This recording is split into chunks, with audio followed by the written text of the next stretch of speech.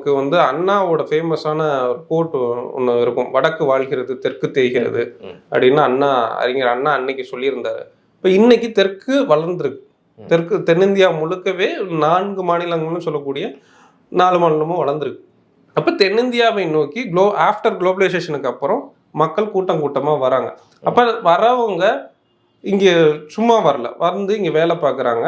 அந்த வேலை பார்க்கறதுக்கான கூலி ஒழுங்காக கிடைக்குதா அப்படின்னு கேட்டால் கூலிலாம் ஒழுங்கா இல்லை. இப்போ ஒரு தமிழ் தொழிலாளிக்கோ இல்லை தெலுங்கு தொழிலாளிக்கோ அங்கே உள்ள லோக்கல் ஸ்டேட்டில் இருக்கக்கூடிய அங்கே உள்ள முதலாளிகள் ஒரு 1500 சம்பளம் கொடுக்குறாங்கன்னு வைங்களேன் ஒரு குறிப்பிட்ட வேலைக்கு.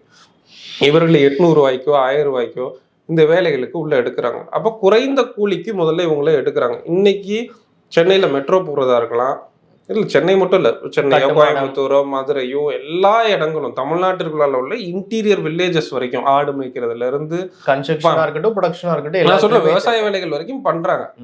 அப்ப தமிழ் தொழிலாளிகள் எங்கே போறாங்க அப்படின்னு கேட்டால், தமிழ் தொழிலாளிகள் ஓரளவுக்கு ஒரு ப்ளூ கலர் ஜாப்ல மிடில் ஈஸ்ட்டுக்கோ இல்லை வந்து யூரோப்பியன் கண்ட்ரீஸ்க்கோ போகக்கூடிய சுச்சுவேஷன்ஸ் இருக்கு. தமிழ்நாட்டில் கல்வி வளர்ச்சி ஓரளவுக்கு மேம்பட்டு இருக்கு.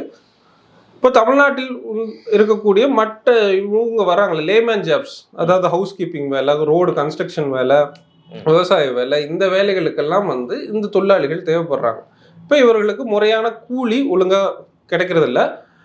பிஎஃப் கிடையாது, இஎஸ்ஐ கிடையாது. ஒரு செத்து போனால் கூட கேட்க நாதி இல்லை. இப்போ சென்னை மெட்ரோவில் அவ்வளோ கன்ஸ்ட்ரக்ஷன் ஒர்க் நடக்குது, எலக்ட்ரிசிட்டி ஒர்க் நடக்குது.